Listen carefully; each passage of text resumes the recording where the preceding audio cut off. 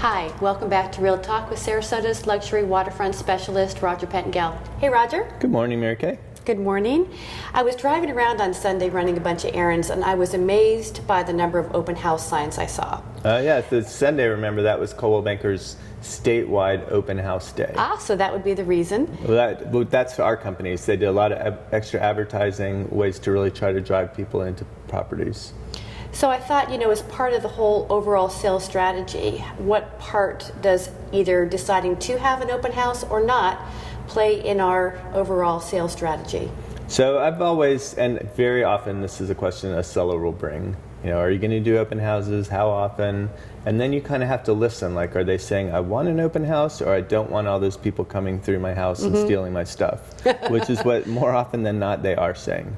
So we always try to do open houses for realtors. So if we get a new listing, we want as many realtors to know about it as possible. Admittedly, that's a little tricky during high season because the realtors you really want to see it are out being busy. Right. So we try. We really try. We do a lot of that, I'll almost say, by virtual open houses. So we'll send email blasts out to realtors with virtual tours so that if they can't actually get in the house for a physical open house, they can see it that way. So then the question of, is it a good idea to introduce it to the public that way? You kind of have to look at the listing. I think a lot of our listings are very exclusive listings. Yes. Typically the buyer is going to come in through a broker, or they're going to call through an ad or something online. I think there's a little bit of, I'm not sure who's coming through the door when you have a general open house. That said, I don't mind one or two from a marketing point of view, because when somebody walks in that door, they are showing interest. Whether it's that house or not, it might just be because they're bored or it's a rainy day. But still, it's something that they've chosen to look at real estate. Right. It's very good. A lot of times the neighbors will come through. And that's something that sellers tend to be like, I don't want just the neighbors coming through, but that can be very much your best prospect, or somebody who's going to be out there trying to get their friends to be their next neighbor. I don't mind them for that so much.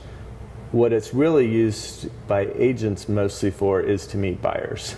So you'll see a lot of agents who will hold open houses. Matter of fact, I always recommend to new agents to sit open houses because of that very reason. That's how you're going to meet new buyers coming in, whether they want that house or something else.